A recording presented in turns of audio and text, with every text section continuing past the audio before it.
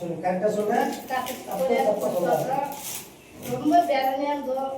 Hospital போனாலையும் என்னால் முடியல. அவளுக்கு ஜாப் பண்ண ஹாஸ்பிட்டலுக்கு போயிட்டு ஆண்டவரே என் கல் எப்படியான கரெக்ட் ஆண்டவரே இந்த மாதிரிலாம் எனக்கு வருஷம் கல்யாணத்துக்கு வருது எப்படி ஆளுக்கு போட்டு நான் ஆளுக்கு ஒப்புட்டு அவரு ஆண்டவர் சொலத்தையும் ஜலத்தையும் கொடுத்தாரு.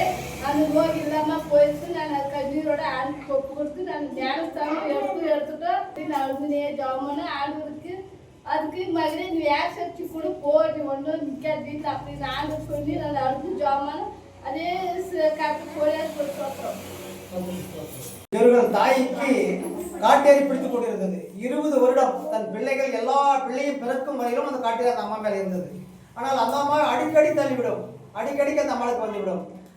சிலர்கள் சொல்லுவார்கள், இன்னும் அந்த பொம்னாட்டிக்கு எதோ பிடிச்சிருக்குது, என்ன பண்ணாலும் போக மாட்டேங்குது அப்படின்னா. சில பேர் சொல்லுவாங்க, ஏப்பா அது நல்ல பேய்ப்பா, அது நல்ல பேய் அது அப்படின்னு சொல்லுவாங்க.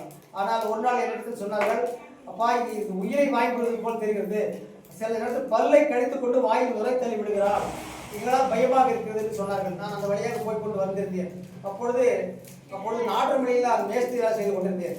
அந்த வழியாக வந்து கொண்டிருக்கும் போது அங்கே சொன்னார்கள், எனக்கு இந்த அவங்க அம்மாவை பற்றி இப்படி தள்ளிவிடுகிறது அந்த அம்மாவை, அது என்ன என்று பாரு, நீ தான் ஏசாமி கும்பிடுறீ அப்படின்னு சொன்னாங்க. ஏசப்பாவை எடுத்து ஒப்படைச்சிட்டு அதை பார்த்துப்பாரு, இரு நான் போய் பார்க்குறேன்னு சொல்லிட்டு வந்து பார்த்தேன். அதே மாதிரி தான் அந்த அம்மா சொப்பி தெளிஞ்சு வந்து உட்காந்துச்சு. சொல்லிட்டு நான் கம்மி வந்துட்டேன். அங்கேருந்து வந்து குளிச்சுட்டு பைபிள் எடுத்துட்டு போனேன். போய் ஜபம் பண்ணி தலைமை கையில் ஜபம் பண்ணேன். ஆனால் அது ஆட ஆரம்பிச்சிருச்சு, பேச ஆரம்பிச்சிருச்சு. உடலை தொடர்ந்து நான் ஆண்டவர் நாமத்தில் ஜெபிச்சேன், கேட்டேன். அது சொல்லிச்சு, அன்னைக்கு நான் இவளை விட்டு போக மாட்டேன், 20 வருடமாக நான் இருக்கிறேன் இவ்விடத்தில், என்னால் இவளை விட்டு பிரிய முடியாது என்று சொல்லிச்சு. ஆனால் நான் சொன்னேன், உனக்கு இன்று நேரம் காலம் நெருங்கி விட்டு விட்டது, நீர் இந்த அம்மாவை விட்டு போக வேண்டும் என்று. நான் போக மாட்டேன், நான் போனால் இந்த பிள்ளைகளை நான் கூட்டு கொண்டு தான் போக வேண்டும்.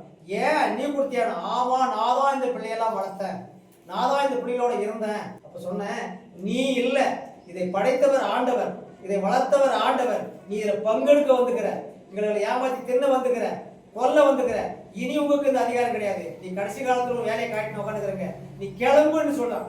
முடியாதுன்னு ஏசு நாமத்தில் போய் தலைமையில் பைபிள் 2 அடி அடிச்சு பைபிள் தலைமையில் சாப்பிட்டு பிடிச்சது கொண்டு தான் அப்படி கரன்னு இறங்கி இந்த அம்மா அப்படி திட்டு தலைமுடியோடு சுற்றி கீழே விழுந்துருச்சு. விழுந்த உடனே அந்த காட்டியே அந்த அம்மாவை விட்டு போயிடுச்சு. அன்ற முதல்ல அந்த அம்மாவை மறுவாத நாளே கூப்பிட்டு போன சர்ச்சைக்கு, நான் போகிற சர்ச்சைக்கு, என்னோட ஜாலியை பார்த்த சர்ச்சைக்கு அந்த அம்மாவை கூட்டிட்டு போய் அந்த அம்மா அங்கேயும் சாட்சி சொல்லிச்சு. இன்றைக்கு அந்த அம்மா அந்த ஆலய எங்களுடைய கிரேஸ் சர்ச்சைக்கு தான் வந்து கொண்டு இருக்கிறது. ஆனால் அவர்களுடைய பிள்ளை இங்கு அவர்கள் மூலமாக ரட்சிக்கப்பட்டது. இன்று வந்து இங்கு சாட்சி சொல்லிக் கொண்டிருக்கிறது. என்றால் கர்த்தரால் அனுப்பப்பட்ட செய்தியும் கர்த்தரால் அழைக்கப்பட்ட ஆசீர்வாதமும் மனுஷனிடத்தில் ஒரு நாளும் அது வீண் போகாது. அன்று நடந்த அந்த சாட்சி இந்த நம்ம பிள்ளை சொல்லி இருக்கிறது. இது உண்மை, இது நிஜம்.